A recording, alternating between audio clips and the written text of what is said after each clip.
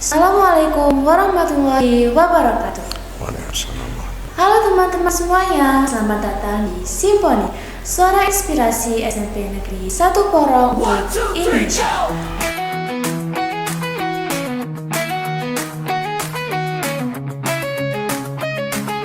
Jaga sana-sana hati bawa neraya shadow.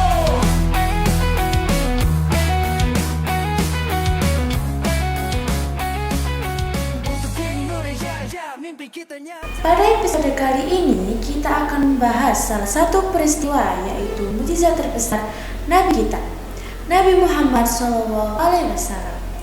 Isra Mi'raj seringkali diperingati pada tanggal 27 pada bulan Rajab. Isra Mi'raj pun adalah peristiwa penting dalam Islam yang pada saat itu Nabi Muhammad melakukan perjalanan mulai dari Masjidil Haram ke Masjidil Aqsa, lalu naik ke langit hingga Sidratul Muntaha untuk menerima perintah sholat 5 waktu oleh Allah Subhanahu wa Ta'ala.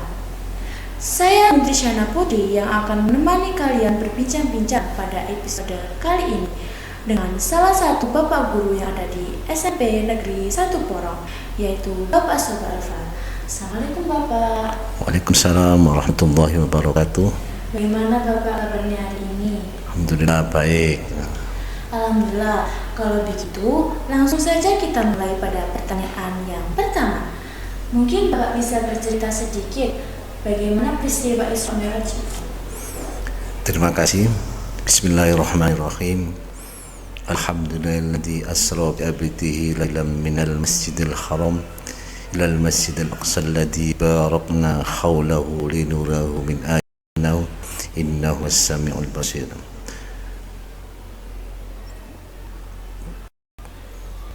Peristiwa Isra Mi'raj adalah peristiwa mukjizat Nabi Muhammad SAW. Peristiwa ini ada peristiwa terjadi pada saat Nabi Muhammad SAW sedang hancur-hancurnya. Kenapa katakan hancur-hancurnya? Sebelum Isra Mi'raj diberikan kepada Nabi Muhammad SAW, Nabi Muhammad banyak mengalami peristiwa yang menyedihkan. Salah satu di antaranya yaitu 3 tahun atau 4 tahun sebelum Isra Mi'raj, Nabi Muhammad SAW itu diboikot oleh Quraisy terhadap Bani Hashim. Bani Hashim adalah Bani yang melahirkan Nabi Muhammad SAW. Karena ajaran beliau inilah, maka hampir seluruh Quraisy itu memboikot Nabi Muhammad dan diletakkan pada daerah yang sangat terpencil. Bahkan makanan pun yang menyuplai daerah tersebut, katakanlah desa tersebut, dihentikan sama Abu Jahal dan teman-temannya. Untuk apa? Untuk menghentikan supaya dakwah Nabi ini tidak bisa berjalan dengan baik. Tapi Nabi Muhammad SAW tetap melakukan dakwahnya untuk menyebarkan agama Islam. Sehingga pembokat ini adalah peristiwa yang sangat membuat Nabi Muhammad itu terpojok. Bagaimana kita bayangkan kalau kita diberi sama orang satu kecamatan, apalagi satu kabupaten, semuanya membenci Nabi Muhammad SAW, dan itu diprovokasi sama Abu Lahab dan Abu Jahal. Saya tidak bisa membayangkan bagaimana perasaan beliau, ketakutan beliau dan Muhammad SAW. Yang kedua, sebelum peristiwa Isra Mi'raj ini, setelah mendapatkan boikot itu, Nabi Muhammad ditinggal oleh paman tercinta beliau, yakni Abu Thalib. Abu Thalib bagi Muhammad adalah tameng, adalah yang melindungi terhadap orang-orang Bani Quraisy yang memusuhi beliau.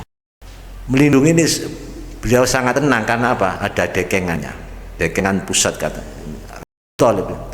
Di saat ini Abu Thalib dipanggil oleh Allah, meninggalnya sudah beliau bagaimana tidak mendakwakan Islam tanpa perlindungan dari orang yang termulia di Bani Quraisy, yaitu Abu Thalib.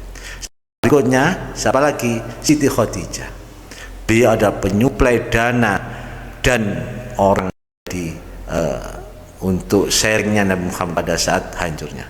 Peristiwa inilah sehingga Muhammad SAW itu sangat sedih. Di kesedihan ini Nabi Muhammad SAW hatinya kepingin apa? Hijrah. Sehingga Nabi Muhammad punya pilihan hijrah yang pertama, yaitu ke Taif. Harapannya apa? Di Mekah sudah dimusuhi, tidak ada lindung, tidak ada Siti Khadijah yang menyuplai harta. Beliau Nabi Muhammad SAW ingin pergi ke Taif. Ke Taif itu jaraknya sekitar 90 km. Luar biasa jauhnya. Nabi Muhammad ingin berdakwah ke sana. Karena apa?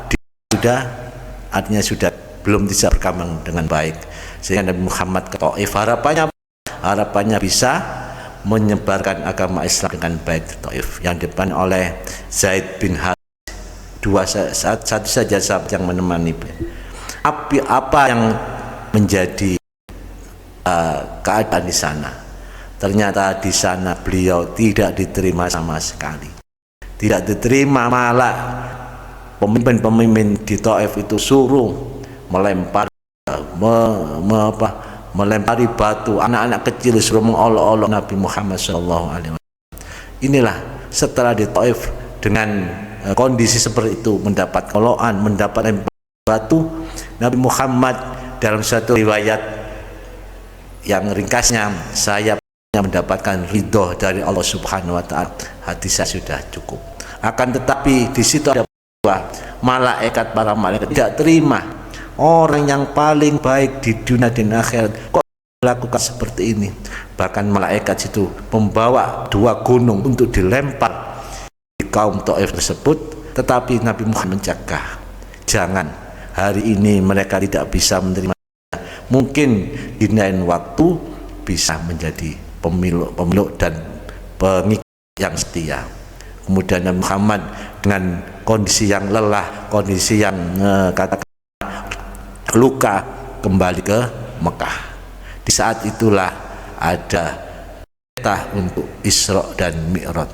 Jadi Isra Mi'raj itu adalah salah satu membahagiakan Nabi Muhammad setelah mendapatkan peristiwa yang begitu dahsyat, peristiwa yang begitu yang dikatakan Yaumul Hazn, itu hari kejadian. Itu menurut sahabat, menurut orang-orang. Tapi Nabi Muhammad sendiri insya Allah tidak sedih, tetap menekan. Itu salah satu selain perjalanan dari Mekah ke Baitul Maqdis, kemudian ke Sidratul Muntaha. Ya, silakan. Ya. Jadi begitu ya Bapak cerita. Lalu menurut Bapak, mengapa kita harus memperingati peristiwa Isra Mi'raj ini? Ya. Isra Mi'raj adalah peristiwa yang luar biasa, dan Nabi Muhammad SAW dalam kondisi yang sangat terjepit, sehingga peristiwa ini adalah penghibur hati Nabi Muhammad SAW. Di Isra Mi'raj ini menurut para ulama adalah keseimbangan antara langit dan bumi, antara dunia dan alam barzah. Karena apa?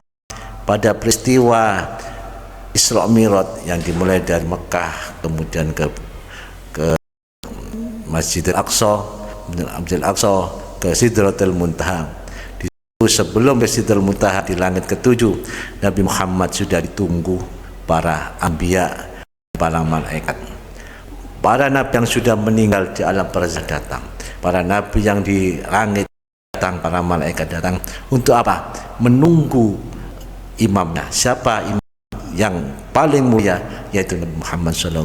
Untuk apa? Untuk memimpin sholat Jadi Nabi Muhammad salah satu adalah menyatakan bahwa di peristiwa Mi'raj ini adalah betul-betul pemimpin yang sudah diangkat oleh Allah dari semua para anbiya. Yang kedua, di sini perintah sholat.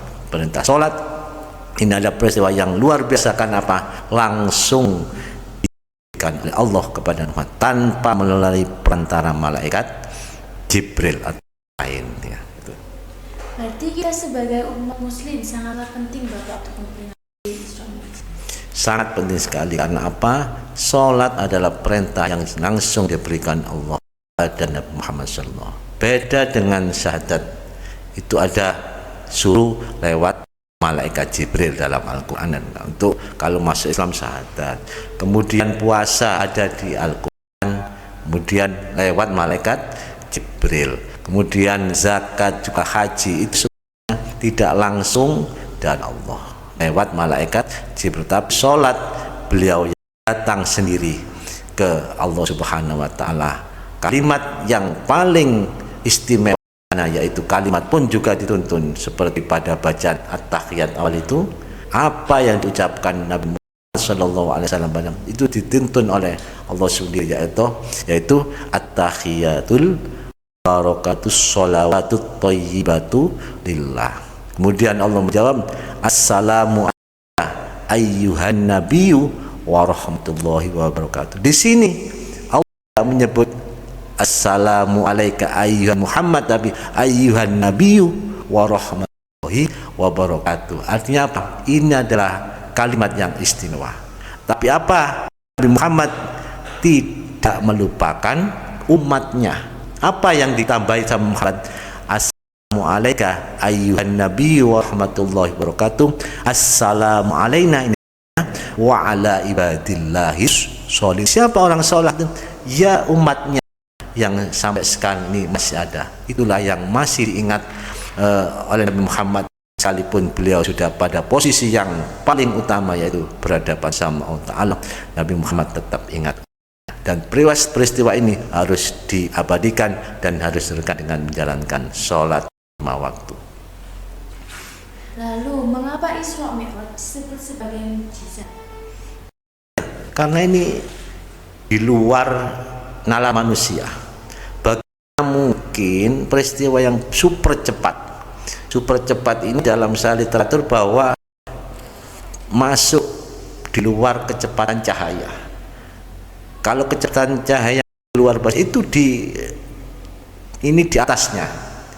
Kemarin saya melihat bahwa kalau masuk kecepatan cahaya, beliau itu Nabi Muhammad itu hanya pada langit ketujuh, tidak sampai ke Sidratul Muntaha. Kenapa? Karena saking jauhnya. Nah, ini harus kita peringatkan apa peristiwa yang luar biasa, bagaimana Allah menyebutkan dengan kalimat subhanalladzi asra bi abdihi lailan minal masjid ilal masjid. Al-Quran apabila ada peristiwa yang luar biasa biasanya dikatakan dengan subhanalladzi, maha suci Allah. Kalau sudah akal sehat, kemudian akal logika sudah diturunkan, kita langsung iman kepada Allah Ta'ala. Dan apa pelajaran yang kita ambil dari peristiwa Isra Mi'raj ini? Peristiwa Isra Mi'raj pada setelah selesai Mi'raj kan tidak ada percaya. Bohong Nabi Muhammad. Bohong Nabi Muhammad. Karena apa? Nabi Muhammad posisinya tidak begitu baik di sana. Tapi di situ ada orang yang mulia, sahabat yang bernama Abu Bakar As-Siddiq. Abu Bakar As-Siddiq waktu itu adalah tokoh masyarakat di sekitar Mekah. Abu Bakar As-Siddiq adalah orang yang dipercaya. Kemudian kita tanya kepada Abu Bakar As-Siddiq, bagaimana? Apa jawaban Abu Bakar As-Siddiq? Saya percaya dengan keimanan bahwa Muhammad melakukan Isra dan Mi'raj, salah satunya. Apalagi pertanyaan. Apa pelajaran yang dapat kita ambil dari peristiwa Isra? Yang pertama yaitu beriman bahwa Isra Mi'raj itu ada, dan ini peristiwa luar biasa di luar nalar manusia. Yang kedua, di sini adalah perintah sholat. Perintah sholat adalah perintah yang utama dalam rukun Islam, itu ada perintah sholat. Gimana sholat ini adalah perintah yang tidak bisa ditawar sama. Artinya apa? Sampai meninggal pun kita harus melakukan sholat. Kalau bisa berdiri, duduk. Kamu bisa duduk, kemudian terlentang atau tidur dengan kedipan mata sampai dan ini adalah perintah yang langsung berhadapan Allah. Kita kalau menjalankan sholat berarti kita langsung berkomunikasi sama Allah, dan komunikasi ini di dalam perintah ada waktu, ada subuh itu peristiwa yang membedakan tidur kemudian bangun. Kalau nggak ada sholat kita mau apa? Mandi. Diingatkan ada Allah, kita sholat subuh. Kemudian subuh kita melakukan, setelah subuh sholat, kita kerja, sekolah, melakukan aktivitas. Di puncak-puncaknya kita bekerja, itu diingatkan lagi, kamu bekerja, kamu sekolah, ada waktu duhur. Duhur ini adalah kita mengingat sama Allah. Supaya apa? Yang tensinya tinggi turun, yang tensinya rendah itu diingatkan, oh kamu kerja, waktunya kerja, jangan malas-malas. Yang belajar, ayo belajar. Yang belajarnya sudah tekun, ini sholat dulu, kita minta sama Allah. Setelah itu kalau ada turun, kita ke asar. Asar adalah bagaimana waktu bekerja dengan waktu istirahat, kumpul keluarga, adalah di sholat asar. Setelah kita kumpul di sholat asar, maka setelah sudah kumpul kita akan batasi waktu maghrib, di mana batasan antara siang dan malam itu maghrib. Orang semua harus masuk ke rumah untuk melakukan aktivitas di rumah, kita sholat maghrib. Sehingga yang terakhir adalah sholat isya. Sholat bagaimana kita belum kita meninggal. Kalau kita kan tidur itu meninggal itu kita apa? Sholat dulu, ingat sama Allah. Sehingga apa? Aktivitas kita dalam sholat 5 waktu itu menjadi normal dan menjadi tarakat dan barokah. Karena apa? Sholat. Kita tahu bahwa as-sholatu imaduddin, faman maha faqad aqamatin, faman tarakaha faqad hadamatin. Nah teman-teman, ayo kita terapkan pembelajaran tersebut dalam kehidupan kita sehari-hari. Lalu, bagaimana cara meningkatkan antusias untuk memperingati Isra Mi'raj? Ya, pertama kita sosialisasi dulu. Anak atau teman-temanmu disuruh membaca literatur tentang Islam. Bagaimana kejadian-kejadian ini yang luar biasa ini bisa menjadi bahan bacaan literasi. Yang kedua, perintah-perintah sholat itu harus diberikan kepada mereka berdua, diajak sholat. Di pembelajaran di SMP N1 Polong itu ada sholat duhur. Itu saya harapkan bisa meningkat. Karena apa? Barang siapa yang mendirikan sholat maka dia menegakkan agama. Wa mentarokaha, siapa yang meninggalkan maka dia menghancurkan agama. Agamanya sendiri dulu. Kasihan nanti kalau tidak sholat. Karena amal baik seseorang itu dilihat dari sholat. Jika sholatnya baik, maka semua amal baiknya baik. Tapi jika sholatnya tidak baik, maka amal yang lain itu tidak baik semua. Jadi itu yang harus menjadi pusat perhatian. Kemudian kita sosialisasi, kita ajak untuk sholat. Bagaimana sholat yang baik itu, karena sholat itu membutuhkan konsentrasi. Bagaimana konsentrasi itu harus dilatih sehingga mulai awal akhir kemudian bisa menikmati. Nek sholat tidak bisa akhirnya Pak guyon, omong-omongan, sehingga Pak syarat rukunnya itu tidak terbawa, sehingga Pak sholatnya tidak sah. Kalau tidak sah maka sia-sia sholatnya, karena sholat itu ada ilmunya tersendiri. Gitu. Menurut Bapak, apa saja amalan yang dapat kita lakukan memperingati Isra Mi'raj ini? Yang pertama itu sholat 5 waktu dulu. Sholat 5 waktu itu tidak boleh ditinggalkan.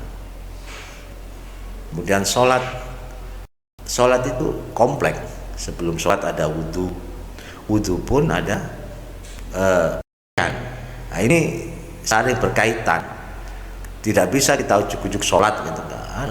Wudhu ada ilmunya, kemudian ada toharo, sucinya baju, itu adalah bagian dari sholat. Makanya amalannya itu sholat. Sholat ya harus ngaji. Supaya apa? Harus belajar mengenai agama. Karena sholat itu diri sendiri.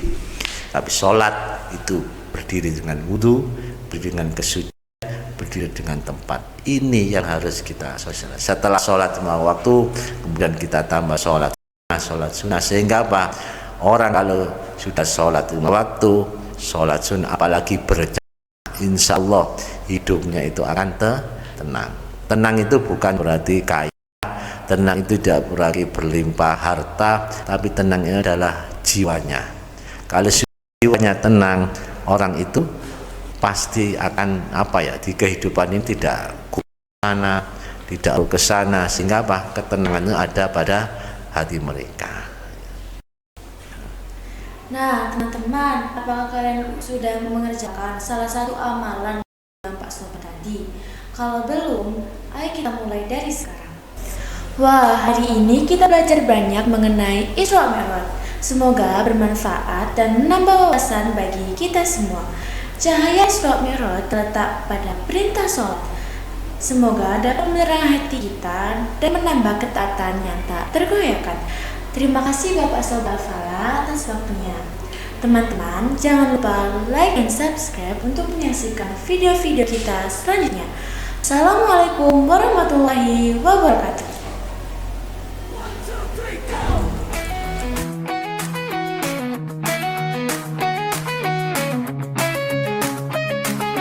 Jaga sama-sama hati bawa Indonesia.